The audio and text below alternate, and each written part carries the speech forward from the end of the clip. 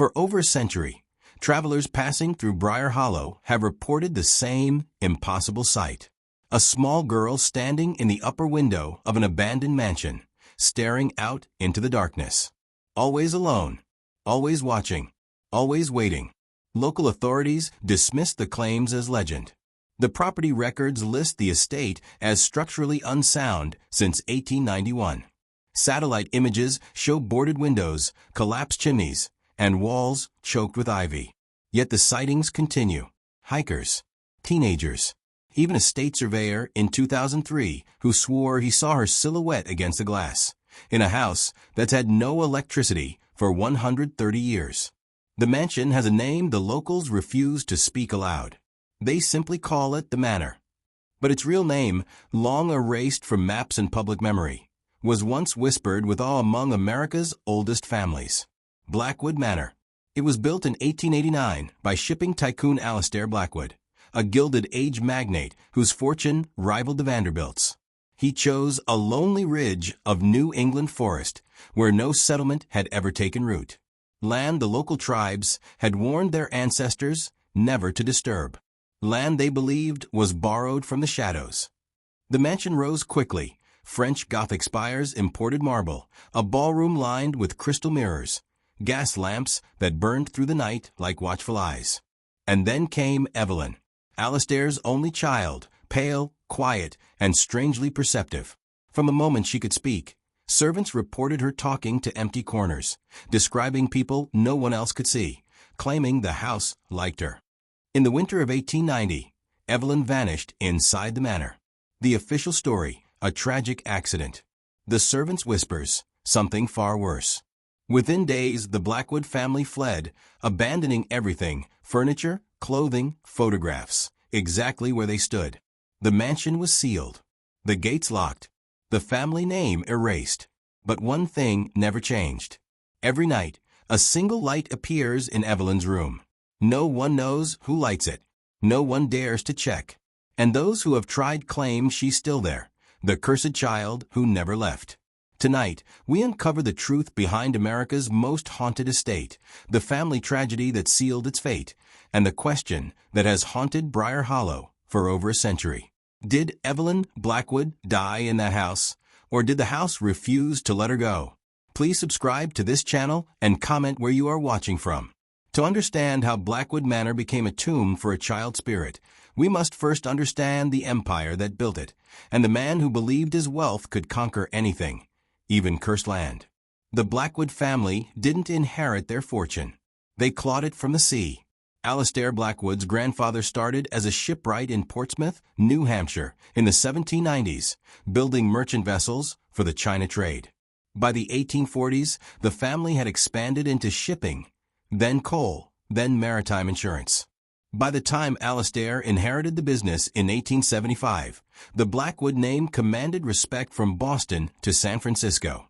Alistair himself was the embodiment of Gilded Age ambition, ruthless in business, obsessed with legacy, and convinced that wealth was proof of divine favor. He married Eleanor Ashford, a reserved beauty from an old Philadelphia family, in 1878. Their union was strategic, her bloodline his fortune, the perfect marriage for climbing New England's social hierarchy. But there was one problem that money couldn't solve. Eleanor couldn't conceive. For 7 years, doctors were consulted, treatments attempted, prayers offered. Nothing worked. Alistair, desperate for an heir to carry his name, grew increasingly paranoid that his empire would crumble without a successor. Then, in 1885, Eleanor became pregnant. The pregnancy was difficult. She was bedridden for months, plagued by fever dreams and strange premonitions. She told the physician she felt watched constantly, even in empty rooms. Alistair dismissed it as maternal anxiety. On March 3, 1886, Evelyn Rose Blackwood was born. She was tiny, frail, with skin so pale the nurses worried she wouldn't survive the week. But she did. Against all odds, she lived. Alistair was overjoyed. Finally, an heir. A child to inherit his fortune and continue the Blackwood legacy. But from the beginning, something about Evelyn unsettled those around her. By age 2, Evelyn had developed what the staff called peculiar habits. She would stand perfectly still in doorways for minutes at a time, staring at nothing. She spoke to empty chairs as if someone were sitting there. She drew pictures of figures the nannies didn't recognize, shadowy, faceless people she claimed lived in the walls. Eleanor grew increasingly worried, but Alastair brushed it off. "The child has an imagination," he'd say. "She'll outgrow it." But Evelyn didn't outgrow it. She grew deeper into it. Meanwhile, Alastair's ambitions were reaching their peak. By 1887, his shipping empire dominated the northeastern coast. He owned coal mines in Pennsylvania, insurance contracts across 3 states, and a seat on the boards of banks and railroads. But there was one thing the Blackwood family lacked: a proper estate. The Vanderbilts had their palaces. The Astors had their Fifth Avenue mansions. The Whitneys had their sprawling summer homes. Alastair wanted something that would surpass them all, something that would announce the Blackwood dynasty as untouchable, eternal. In early 1888, while traveling through the backwoods of New England on business, Alastair discovered it, a lonely ridge of land in a place called Briar Hollow, deep in the forests where no settlement had ever taken root. The land was cheap, suspiciously cheap. Local farmers refused to work it. A surveyor told Alastair that native tribes in the area had long avoided the ridge, claiming it was spirit ground, where the boundary between worlds was thin. Alastair laughed. "Superstition," he said. To him, the land was perfect, isolated, dramatic, with sweeping views of the valley below. It was the ideal canvas for his legacy. He hired the finest architects from Boston and imported materials from Europe: French limestone, Italian marble, stained glass from Austria.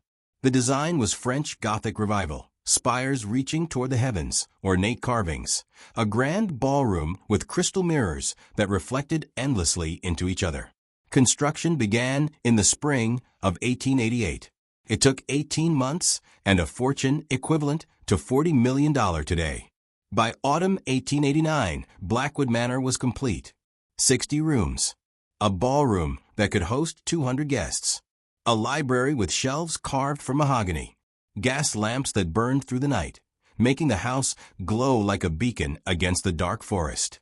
Alastair stood on the front steps the day it was finished, Eleanor beside him, 3-year-old Evelyn clutching her mother's hand. "This," Alastair declared, "will stand for 1,000 years." He had no idea how right and how wrong he was. Because while Alastair saw a monument to his dynasty, the servants who unpacked the family's belongings reported something strange. The house felt occupied. Doors that had been left open were found closed. Footsteps echoed in empty hallways. And in the West Wing, the section Alastair had designated as private family quarters, the air was so cold that breath misted even in summer. But the strangest thing of all? Little Evelyn loved it. She wandered the halls alone, speaking to corners, laughing at jokes no one else heard. When her nanny asked who she was talking to, Evelyn smiled and said, "The friends who live here. They say they've been waiting." Waiting for what, she never explained. But within a year, the entire household would understand. From the moment the Blackwood family moved into the manor in November 1889, the staff knew something was wrong. It wasn't the house itself, though the architecture was unsettling, with its Gothic spires and endless corridors that seemed to twist back on themselves. It was the way Evelyn interacted with it. She was 4 years old now, old enough to speak in full sentences, old enough to understand the difference between imagination and reality. But Evelyn didn't seem to recognize that difference. The head housekeeper, Margaret Sutton, kept a private diary, discovered decades later in a estate sale, that documented Evelyn's increasingly disturbing behavior. November 12, 1889. The child speaks to the corners of rooms as if someone stands there. When I asked who she was talking to, she said, "The gray people. They don't like the sunlight." I found her at 2 a.m. standing in the hallway outside her room, perfectly still, staring at the wall. When I approached, she said, "They're listening." I brought her back to bed. She did not seem frightened. December 3, 1889. Evelyn has begun drawing pictures, always the same figures. Tall, faceless shapes with elongated limbs. When Mrs. Blackwood asked what they were, Evelyn said, "The friends who were here first." The master dismissed it as a child's imagination. But I have seen those drawings. They do not look like the work of a 4-year-old.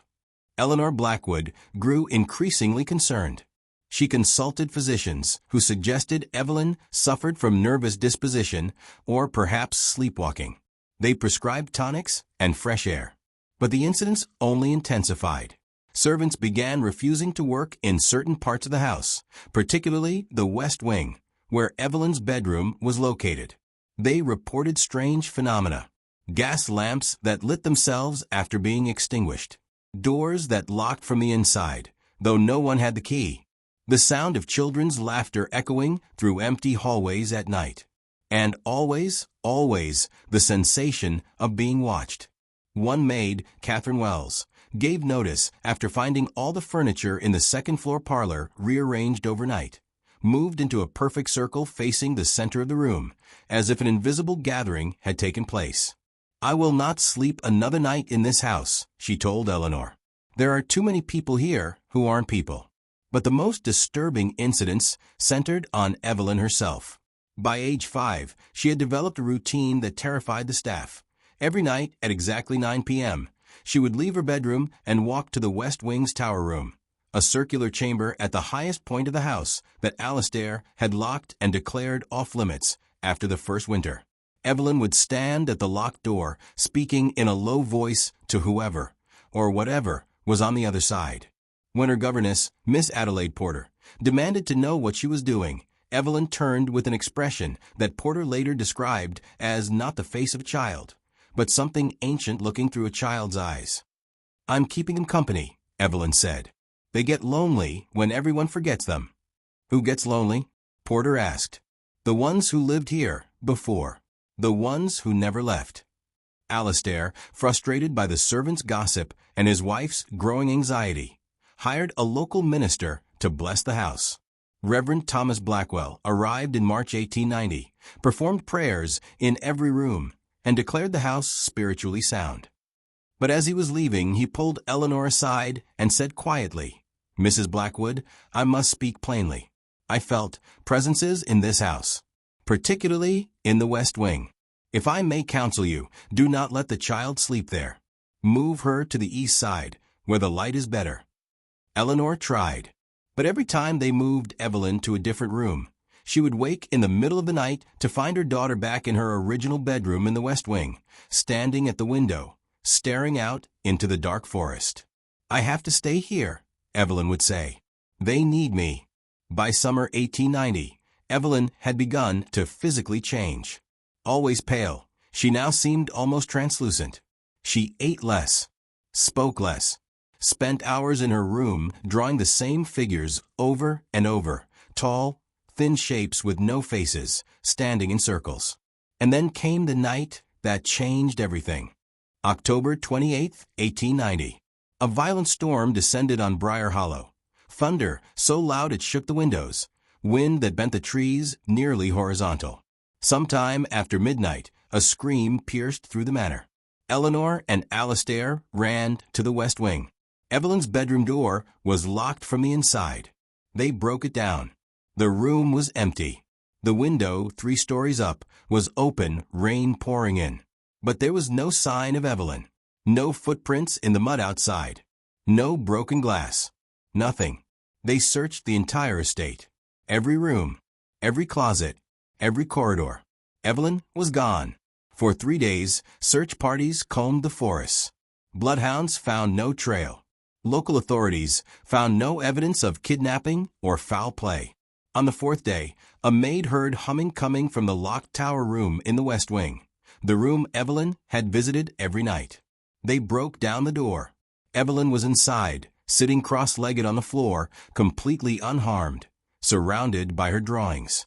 She looked up at her parents with calm, glassy eyes and said, "I wasn't lost. I was with them.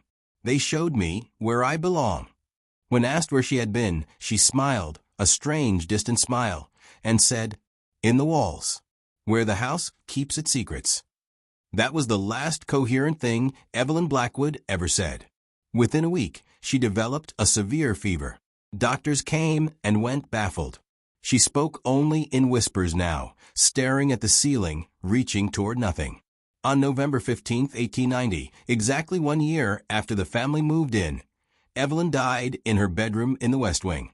The official cause: pneumonia complicated by nervous exhaustion. But the staff knew better. Because on the night she died, every gas lamp in the house went out at once. And in the silence that followed, those who were present swore they heard it. Children's laughter, echoing through the empty halls. And then, from somewhere deep in the West Wing, the sound of a door slowly closing. Evelyn's death shattered the Blackwood family. But what happened in the weeks that followed destroyed them completely. Eleanor Blackwood never recovered. She retreated to her bedroom and refused to leave, spending her days staring at Evelyn's empty chair in the corner, speaking to it as if her daughter were still there. The servants reported hearing Eleanor's voice through the walls at night, not crying, but conversing, asking questions, pausing as if listening to responses, laughing softly at jokes only she could hear. Alastair tried to maintain composure. He threw himself into his business, traveling to Boston and New York for weeks at a time, avoiding the manor as much as possible. But the house wouldn't let him forget. Every time he returned, things had changed. Furniture moved. Doors that had been locked stood open. Evelyn's drawings, which he had ordered burned, reappeared on walls throughout the house, as if someone had carefully recreated them in charcoal during his absence. And always, always, the sensation of being watched. Desperate for answers, Alastair hired a renowned spiritualist from Boston, Madame Lavinia Cross, who claimed she could communicate with the dead. She arrived in January 1891. The séance was held in the ballroom, with Eleanor, Alastair, and 3 remaining servants in attendance. Madame Cross sat at the center of a circle of candles, calling out to Evelyn's spirit. For 15 minutes, nothing happened. Then, according to witness accounts, all the candles extinguished simultaneously. The room plunged into darkness. Madame Cross began speaking, but it wasn't her voice. It was higher, younger, like a child trying to speak through an adult's throat. "Mama," the voice said, "don't cry. I'm still here. I never left." Eleanor sobbed. "Evelyn, is that you?" "They won't let me go," the voice continued. "The house needs me. It's hungry, Mama. It's always been hungry." Then Madame Cross began screaming. When the servants rushed to relight the lamps, they found her collapsed on the floor, blood streaming from her nose, her eyes wide with terror. She refused to explain what she'd seen. She simply gathered her belongings and fled the manor that same night, never accepting payment. But before she left, she pulled Alastair aside and whispered, "That child is not at rest, and she is not alone. There are things in this house that predate your family by centuries. You built on ground that was never meant to be disturbed. Leave this place. Burn it if you must. But do not stay." Alastair didn't listen. Instead, he brought in priests, then scientists, then a team of structural engineers to search for rational explanations, hidden rooms, acoustic tricks, anything that could explain the phenomena. They found nothing. But every investigator reported the same feeling. They were being watched, studied, assessed by something they couldn't see. One engineer, Thomas Whitmore, refused to return after his first night in the house. In his official report, he wrote, "There's something fundamentally wrong with this structure. Not structurally, architecturally, it is sound. But spatially, the house does not make sense. Rooms that should connect to hallways lead elsewhere. Corridors that appear on blueprints do not exist. And the West Wing. I cannot explain what I experienced there, but I will not enter it again." By February 1891, the staff had dwindled to 3 people, all of whom slept in the carriage house rather than inside the manor. Then came the fire. On the night of February 28th, flames erupted in the East Wing, far from any fireplace or gas lamp. The blaze was contained quickly, but investigators declared it arson. No perpetrator was ever found. The next morning, Alastair discovered something that broke him. Eleanor's bedroom was untouched by the fire, but every mirror in the room had cracked, not shattered, but fractured in perfect spiral patterns, as if something had pressed against them from the inside. And in the dust on Eleanor's vanity, Someone had written in a child's handwriting, "Why did you leave me alone?" That was the final straw. On March 5, 1891, less than 4 months after Evelyn's death, Alastair ordered the house sealed. He hired workers to board the windows, lock the gates, and remove anything of immediate value. But most of the house was left exactly as it was. Furniture in place, photographs on walls, Evelyn's toys still scattered across her bedroom floor. Eleanor and Alastair moved to a Boston townhouse, selling off their shipping interests and retreating from public life entirely. Eleanor died in 1893 at age 38. The death certificate listed heart failure, but those who knew her said she had simply given up, that she had been trying to follow Evelyn ever since the child disappeared. Alastair lasted until 1899. He died alone, estranged from his remaining family, his empire dissolved, his fortune spent on fruitless attempts to forget the house he built. His final letter, discovered among his effects, was addressed to no one. "I thought I was building a monument to my legacy. Instead, I built a prison. And now I understand it was never meant for me. It was meant for her. The house took my daughter, and it will not let her go. I pray that one day, someone braver than I will find a way to free her. But I fear she is bound to that place forever. God forgive me. I should have listened." The land was never ours to take. Blackwood Manor was officially abandoned in 1891. The local government declared it structurally unsound and forbade entry. Multiple attempts were made to demolish it over the following decades, but every crew reported the same problems: tools malfunctioning, workers suffering unexplained injuries, and sightings of a small girl in the upper windows watching them work. By 1920, demolition efforts ceased entirely. The house was left to rot. But it never did. Somehow, impossibly, Blackwood Manor remained standing, weathered, overgrown, but structurally intact, as if something inside refused to let it fall. And through every decade that followed, the reports continued. Hikers seeing a child's face in the window. Teenagers hearing humming from inside the sealed rooms. Photographers capturing orbs of light that moved with purpose through the halls. And always, every single night, witnesses reported the same thing. A single light glowing in the West Wing Tower, in Evelyn's room, where no electricity has flowed for 130 years. Please subscribe to this channel and comment where you are watching from. For over a century, Blackwood Manor has stood frozen in time, abandoned, sealed, yet somehow alive. And the legend of Evelyn Blackwood has only grown stronger. In 1952, a group of teenagers broke through the rusted gates on a dare. They made it as far as the main entrance before fleeing in terror, claiming they heard a child's voice singing a lullaby from inside the locked house. One boy brought a camera. The photograph he took, now infamous in paranormal circles, shows the front entrance clearly. And in the upper window of the West Wing, barely visible through the grime and boards, a small pale face staring down at them. In 1984, a paranormal investigation team from Boston University obtained permission from the town to spend one night inside the manor for a research project. They set up recording equipment in the ballroom, the main hall, and, despite warnings, in Evelyn's bedroom in the West Wing. The recordings captured something that has never been explained. At 3:47 a.m., a child's voice whispers clearly through the static, "Stay. Not go away. Not help me. Stay." As if she wanted company. As if she'd been alone too long. The team left at dawn and never released their full findings. But the lead investigator, Dr. Patricia Reeves, published one sentence in her report: "Whatever resides in Blackwood Manor is not malevolent. It is lonely." In 2003, urban explorers, equipped with modern cameras and digital recorders, managed to enter through a collapsed section of the East Wing. Their footage, uploaded to YouTube and viewed millions of times, shows dust-covered furniture, rooms perfectly preserved, and children's toys arranged as if someone had just been playing with them. But the most chilling moment comes when they enter the West Wing Tower room. The door, which had been sealed with iron bars in 1891, stands open.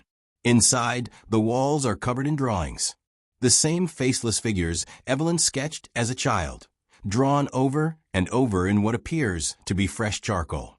And on the floor, in the dust that hasn't been disturbed in 130 years, is a single set of small footprints, child-sized, leading to the window. The explorers fled immediately.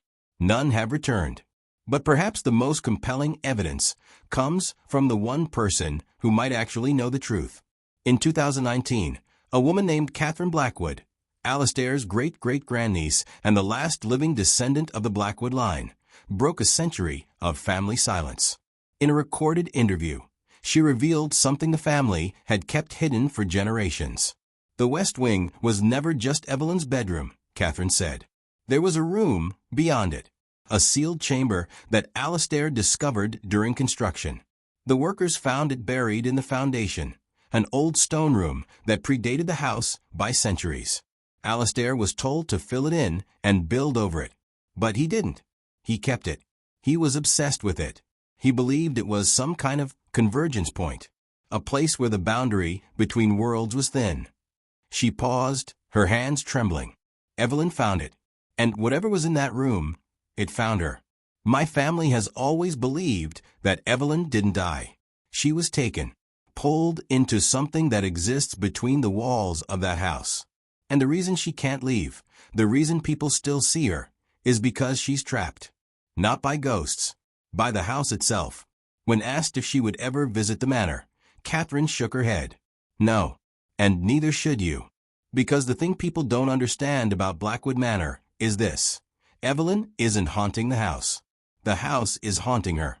Today, Blackwood Manor remains sealed by order of estate. The land is privately owned by a trust that refuses to sell or develop it. No demolition is planned. No restoration will ever happen. The house stands exactly as the Blackwood family left it in 1891, waiting, watching, holding on to the child it will never release. Locals say that on certain nights, when the fog rolls thick through Briar Hollow, you can still see her, a small figure in the upper window, pressing her hands against the glass. Some believe she's calling for help. Others think she's warning people to stay away. But there's a third theory, one whispered by those who have studied the case for decades. That Evelyn isn't trapped at all. That she stays willingly.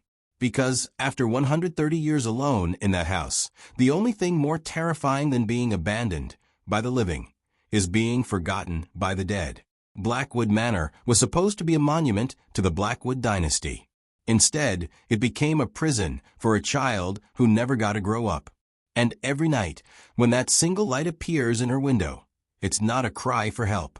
It's a reminder that some places don't let go, that some tragedies echo forever, and that in Blackwood Manor, Evelyn Blackwood is still waiting for someone brave enough to answer the question no one has dared to ask. Does she want to leave? Or has she become part of the house itself, woven into its walls, bound to its darkness, the eternal child of a cursed estate that will never, ever let her go? Don't forget to subscribe. See you in our next video.